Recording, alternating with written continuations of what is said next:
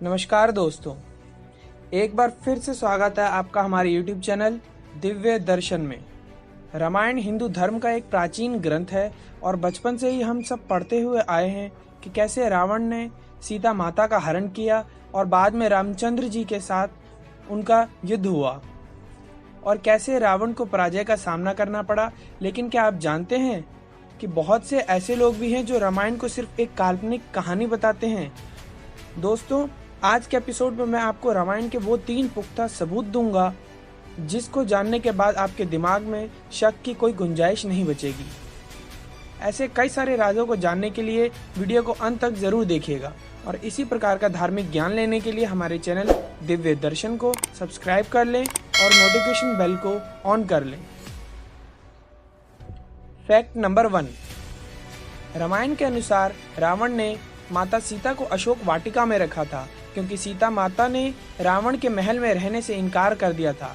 लेकिन क्या आपको पता है कि वह अशोक वाटिका आज भी मौजूद है? इस अशोक वाटिका को आज श्रीलंका में हग्गला बॉटेनिकल गार्डन के नाम से जाना जाता है और इसी गार्डन में वह पर्टिकुलर जगह जहां माता सीता को रखा गया था उसको सीता एल्ले के नाम से जाना जाता है। लेकिन एक और खास बात जो सारे लोगों को हैरान करती है वह है यहाँ के वृक्ष यानी कि पेड़। रामायण में बताया था कि अशोक वाटिका का नाम इसलिए अशोक वाटिका रखा गया था क्योंकि उस वाटिका में अशोक के वृक्ष बहुतायत में थे। अजीब बात यह है कि जैसा रामायण में अशोक वाटिका का वर्णन किया गया था ये सेम वैसे का वैसा ही है। फैक्ट नंबर 2, रामायण में बताया जाता है कि जब रावण माता सीता का हरण करके हवाई मार्ग से उनको लंका ले जा रहा था तो उसको रोकने के लिए जटायु नामक गिद्ध ने रावण का सामना किया। रावण ने उस जटायु का एक पंख काट दिया था जिसके कारण वह घायल होकर एक पहाड़ी पर जा गिरे थे। लेकिन क्या आपको पता है कि वो पहाड़ी आज भी रामायण का पुख्ता सबूत है क्योंकि आज केरल के कोलम की पहाड़ियों पर जटायु की दुनिया की सबसे बड़ी पक्षी की मूर्ति बनाई गई है जिसे आज स्टैचू ऑफ जटायु के नाम से भी जाना जाता है। कहते हैं कि जटायु हिंदू पौराणिक इतिहास के पहले वे पार्थ थे जिन्होंने वुमेन प्रोटेक्शन के लिए अपनी जान दी थी।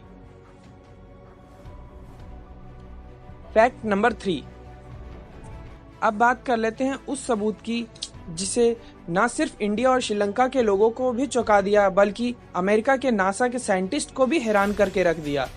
जी हाँ दोस्तों, हम बात कर रहे हैं राम सेतु की जिसको इंग्लिश में एडम ब्रिज के नाम से भी जाना जाता है। रामायण में यह बताया जाता है कि प्रभु श्री राम इंडिया से श्रीलंका एक पुल के माध्यम से आए थे जिसे हम राम सेतु के नाम से भी जानते हैं। लेकिन क्या आपको पता है राम सेतु आज भी मौजूद है? पुरातत्व विभाग के प्रमाणों से यह पता चलता है कि भारत के तमिलनाडु के दक्षिणी पूर्वी तट के किनारे रामेश्वरम द्वीप तथा श्रीलंका के उत्तरी पश्चिमी तट पर वन्नार द्वीप के मध्य पानी के नीचे आज भी एक 30 किलोमीटर लंबा पुल मौजूद है जिसे 15वीं शताब्दी तक पैदल चलकर पार करने योग्य माना जाता था। लेकिन एक चक्रवात के कारण राम सेतु जगह जगह से खंडित हो चुका है। हैरानी की बात यह थी कि सैटेलाइट ने उस जगह की चित्र की फोटोग्राफी खींची तो राम सेतु उस सैटेलाइट की इमेज में भी देखने को मिला। शायद आप यह नहीं जानते कि नासा भी यह स्वीकार कर चुका है कि इस क्षेत्र में वास्तव में एक सेतु था जो इस दुनिया का सबसे पहला पुल हो सकता है। अब इतने सारे कोइंसिडेंस होना मुश्किल लगता है, फिर भी राम सेतु के बारे में अपनी राय क्या है उसे हमें कमेंट में जरूर बताएं।